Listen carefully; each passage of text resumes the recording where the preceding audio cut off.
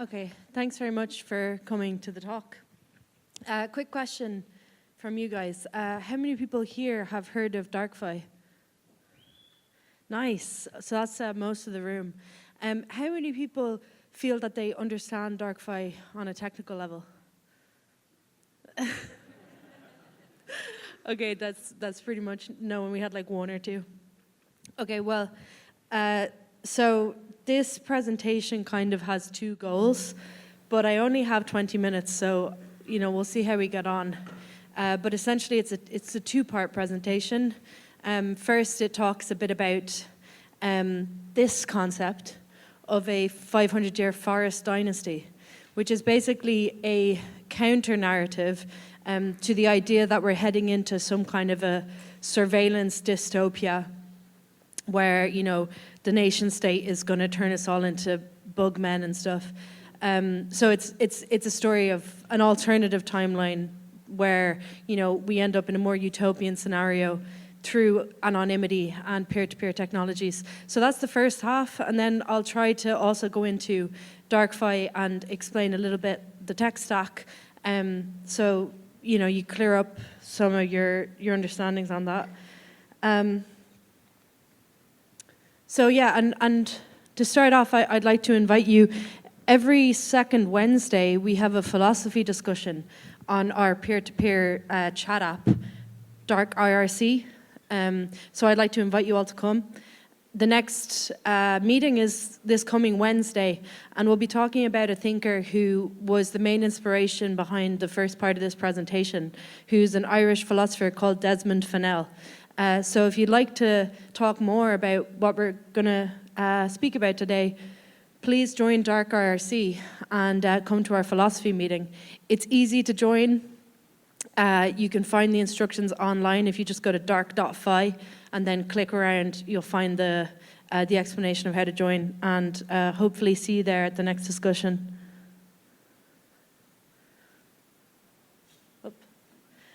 Okay, so I'd like to contextualize this talk in terms of forests and deserts. So in DarkFi, we think of anonymity as a kind of forest, in that it's a place of life and plurality and multiplicities.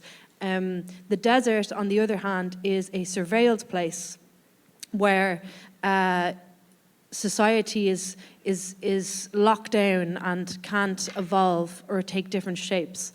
So the forest and the cover of anonymity actually allows society to evolve and change and create new forms of social organization. So that's a big motivation for us in building DarkFi. Where do I point this? Oh, up there? Okay, so just to quickly define some of the concepts that I'll be talking about now, there are two things. There are nations and there are states. A nation is not a state. They're separate things, but they're often confused. So when we talk about a state, generally what we mean is the system of government that kind of operates on a nation. So it kind of sits on top of a nation, is like a mechanism of government.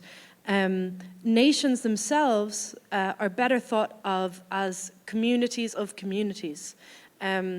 So, you can have different kinds of nations. Nations can contain other nations. And you can also have nation states, which are the dominant form of society today.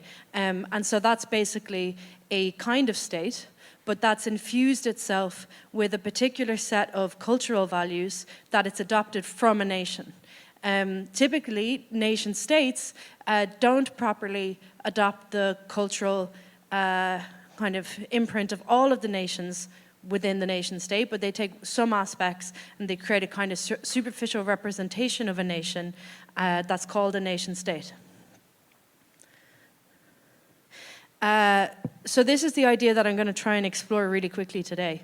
The idea is that desertification is the basic process of the age. So in the last 500 years, we've seen a general process of desertification which is described in this graph. So unfortunately, it's not very well labeled, and I'm not sure how well you can see it. But this is some research that I did. So here you have data from Ireland, Northern Ireland, England, Scotland, and Wales. And so what this is describing is the number of governance structures per capita over time. So it starts in the 1900s and it goes up to now. So it's the last 120 years. So what we've seen in this small example, a local example of what's a global phenomena, is the rapid reduction of governance structures per capita. So as the populations of these places have grown, at the same time, the local governance structures have decreased. So essentially what this graph is representing is the aggregation of decision-making power in a few small centers. And you know, it's a massive centralization of decision-making power away from the peripheries. So you know, this is a example from the British Isles, but this is happening globally. It's not a local process. It's all over the world. We've seen the massive reduction in governance structures. And when I talk about governance structures, I want to be clear that we're not talking about governments in general. So this is not describing the reduction of governments. Actually, it's describing the reduction of local autonomy and of decision-making power from communities. So this is one angle to describe what I mean by desertification, which is a term I used in the last slide. So this is one form of desertification, but there are many other forms that if you were to graph them, as I've done here, they would look roughly similar. So if we were to graph, you know, the decline of language diversity or biodiversity or cultural diversity, we would see a similar kind of like downward trajectory. And that's what I mean by desertification being the basic process of the age. So there's a number of reasons for that. I'm just going to hone in on one reason, which is, you know, basically the last 500 years has been defined by the nation-state paradigm. So this is a quote from a Welsh nationalist called Sanders Lewis. What's really interesting is that here he's recognizing that in the pursuit of Welsh autonomy from England, he's also noticing that in fact, this kind of nationalist effort that the Welsh were undergoing is a weird contradictory thing, because in fact the very thing that they're fighting against is nationalism, but it's a British nationalism, and they're fighting against it with the Welsh nationalism. And this, as I will explain, is like one of the basic driving forces of like the spread of nation states in the last 500 years. So what the fuck? Oh, there we go. So there are two kinds of nationalisms, and one propels the other. So on the one hand, you have this imperialist nationalism that wants to expand. It sees itself as the center of freedom, and it wants to spread the freedom that it represents outward. On the other hand, you have these liberatory nationalisms. So that comes from the peripheries of these that are kind of subject to the imperialist expansion of nationalism. And the goal there is to fight back against the imperialism through the creation of a new liberatory nationalism that comes from the periphery. But as you can see, these are in feedback. So one leads to the other. And that's a basic mechanism behind the growth of nation states. I hope that I'm not going too fast. This is actually a 1-hour presentation, and I'm trying to do it in 20 minutes. And this clicker, it's not working. Hello? Oh, fuck. Sorry, that's the wrong direction. Okay, so what I've been trying to describe here is that there's like a paradoxical kind of nature to the nationalism, and nationalism can be described as the self-defeating will to overcome deserts, which itself creates deserts. So just really quickly, there's like 3 aspects of this. One is that we're talking about the last 500 years. One is that in the creation of these liberatory nationalisms, we have a split between the conscious and the unconscious goal of the nationalism. So consciously, they were trying to create a new nation state. But unconsciously, they were actually trying to create a new life image for themselves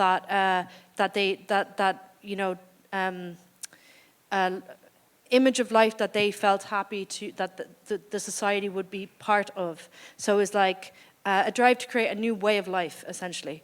But because that was the unconscious goal, they also failed to recognize the true nature of their goal, and therefore they started to do all this unconscious, emotional, irrational behaviors as part of that unconscious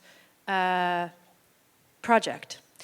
So one of those things is like in the liberatory nationalisms, they began to reflect the image that the imperialist nationalism had of them. So it's a kind of internalization of the image that was projected onto them by the empire. So they basically became what the empire said they were by unconsciously acting in an unconscious way. And they also misunderstood why their nations were becoming desertified. They thought they needed a nation state to stop the spread of desertification, but in fact it was the nation state itself that was causing that spread. So it was like a paradoxical effort. Finally, they saw themselves as isolated instances when in fact these processes that I'm describing were part of a global process. So what's really interesting is that coming up to the millennium, we have many, many thinkers becoming conscious of like all this stuff that I just really quickly tried to explain. So several different philosophers and people who are interested in politics begin to realize like, oh, actually, we've been trying to create like a liberation of our people, but we've been using this social structure of the nation state. And actually, if we look at history, we can see the nation state is what has in some ways caused this loss of freedom in our people. So they're starting to realize that coming up to the millennium, and you have a number of different thinkers building on each other who are all saying the same thing, like we need to question the nation state paradigm. So that's really interesting in itself. Oi. Fuck. Okay. So we had this kind of this cyclical nature to history. And every 500 years, there's some kind of a shift. So the last 500 years was defined by nation states. Prior to that, we were in the feudalist era. And you can see the others on the graph. So the basic claim that I'm making is that we're entering into a kind of neo-dark age. And that sounds scary, but it's actually a really good thing, because it's going to be a time of mass decentralization of power and spiritual development and cultural growth and reforestation. So, these are some of the goals of that process. It's an inversion of what we said before in the last 500 years. So rather than aggregating the power around the center, we can recenter the peripheries and, reactivate the provinces and restore power to communities. And essentially, bring about this sentiment, which is that reforestation will be the basic process of the next 500 years. So DarkFi and many other projects here are building tools that in some ways are intended to support this process, right? Like we're in support of decentralization, of restoring power to communities, and reactivating the provinces and disintermediating power away from the centers that have claimed it over the past 500 years. Peer-to-peer technology is a part of this. Anonymity is a huge part of this, because without anonymity, you can't properly decouple from the existing power structure.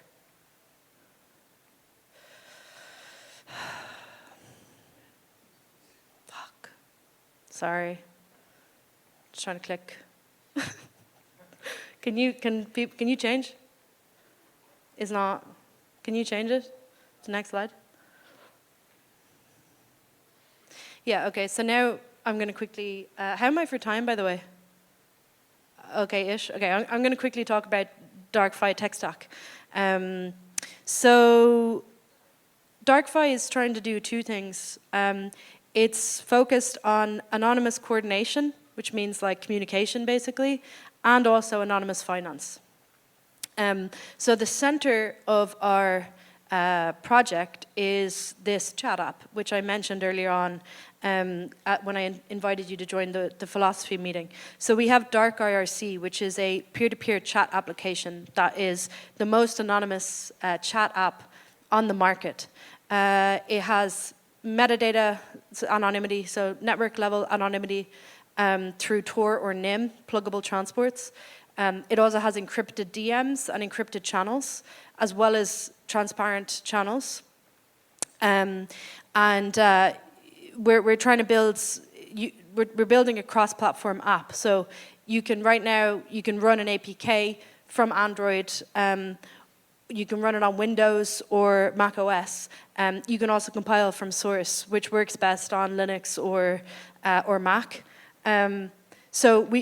The anonymous coordination means communicate in a way that's completely censorship resistant and anonymous.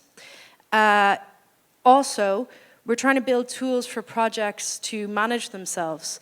We need to move away from the paradigm of like crypto projects relying on Discord and Google Docs and Google Drives in order to operate their projects. So we have an anonymous peer-to-peer task management system, and the chat app, and we also have anonymous DAOs, which are kind of tying these together. So the basic idea is like if you're a community and you want to, build a new society, we're giving you all the tools that you need in order to do this, completely peer-to-peer and anonymous.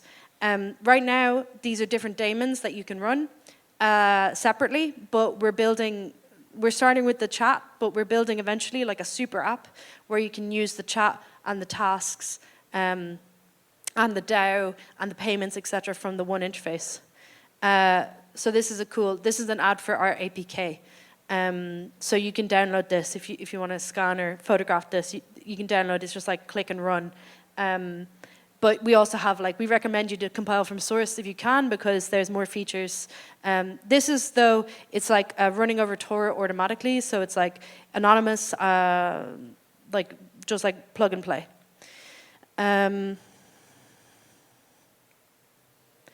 Yeah, so quickly to explain DarkFi a little bit better, there's several layers to our tech stack. We got the peer-to-peer network, which I mentioned. This is where we have the chat app and the task management, and all of that's running over the peer-to-peer network, which is super stable at this point. Then we have the blockchain layer. DarkFi uses RandomX proof of work. So the idea is that it's CPU mineable. We're going to have optional merge mining with Monero when we launch, which will be hopefully soon. Then we have the anonymous smart contracts. So I think I have a slide about this. I'll explain in more depth how the anonymous smart contracts works. So basically, you've got these peer-to-peer node running, and then you've got front ends. So yeah, this is on our smart contract architecture. So DarkFi has a few different layers here. Specifically, if you guys are familiar with Noir and Aztec and stuff, we have a different approach to them, where we actually separate the ZK machinery from the smart contract runtime. So we have on the one hand the WASM smart contract runtime, and that can be written in any WASM-compatible language, but we use Rust. So there's that. And then we also have the ZK layer, which compiles down to Halo 2, which is the ZK algorithm that we're using. And so using this, we have a ZK assembly and like ZK VM.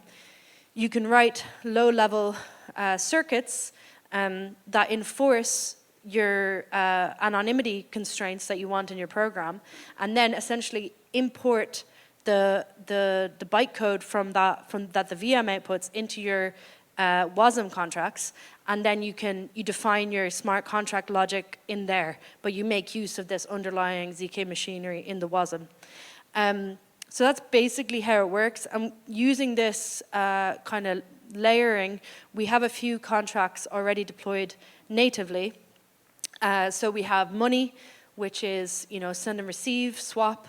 These are contract calls that you can, as a developer, you can call them, so they're publicly accessible smart contract calls, similar to how you have on ETH. So you've got those, and you've got DAO is also a native contract with all of the vote, propose, etc. DAO logic, and like they're the two ones we have now, but we're planning to also deploy other native contracts, and also as a developer you can write your own contracts and deploy them as well. Oops. Oh yeah, 5-minute warning. So I kind of mentioned this. So inside of a transaction, we have these like different fields. One is the smart contracts calls that I mentioned, the ZK proof, signature verification, and the fee stuff as well. And so I'll note here that you can chain like multiple smart contract calls within a transaction, which means you can create like fancy logic, like for example, in the future you could be able to like first do some kind of trade. Say you're a DAO, you can even do this as a DAO. First you're going to swap some token for another token, and then you're going to send that token to someone. You can do that, you can chain that kind of logic even as a DAO, or as any agent on the network. Come on. Oops. Okay, whoa.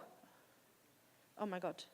Okay, so there's, this is just a cool image of the transactions being validated onto the blockchain. So like that, like a wormhole. Oops. Okay, so yeah, this is, so I got not much time, but I'll quickly explain. Are any people here familiar with the sapling payment scheme from Zcash? Not very many. So this is we use a protocol for anonymous transactions, which is also used by Zcash. And I'll quickly mention it because I think this is the best existing example of what we call in DarkFi anonymous engineering. So it's a really interesting protocol that allows for fully unlinkable transactions using like essentially cryptographic tricks and like a cryptographic protocol.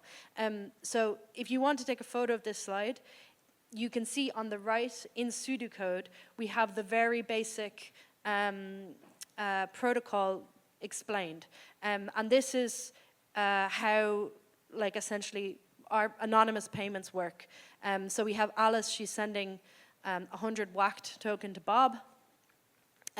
So you have on DarkFi, it's a UTXO blockchain, so you have the inputs and the outputs. So you input this burn proof, which is a encrypted hash of like a number of attributes, including the amount, the token ID, a serial number, and the public key of Alice. And then you mint in the output like this same coin into Bob's wallet. And you see there's a serial number in there. That's critical to how the sapling payment scheme works. This is essentially double spend protection. So in sapling and on DarkFi, when we create a coin, we mint a serial number, which is later revealed when we spend that coin. And like we know that that coin's been spent based on the fact that the serial has been revealed. That's like super high level, But if you want to go into it more detail, it's like basically a spec there in pseudocode, so check it out. Yeah. Swaps, same basic principle, except for it's interactive, so both parties have to sign. I've got 2 minutes left, so I'm going to really quickly wrap this up. So Anonymous DAO, I mentioned this is our most complex app at the moment. Essentially what it is you have an anonymous treasury fully encrypted on-chain that can be operated on by DAO participants through anonymous token-weighted voting and on-chain execution. The DAO, as I mentioned, it's also programmable, and you can use it within smart contract calls, so the DAO can be a basis of interesting DeFi applications like protocol-owned liquidity, fully anonymous. But, or you can use it as a featureful multi-sig if you're a community and you want to make decisions collectively over the use of the money. You can do that as well. So thanks for coming to my presentation. Sorry it was so kind of rushed. If you want more info, please check out our website. It's at the lower end of the page. There you can find the instructions on how to join DarkRC. And come to the philosophy meeting if you want to talk about some of the topics that we touched on today. And let there be dark. Thank you.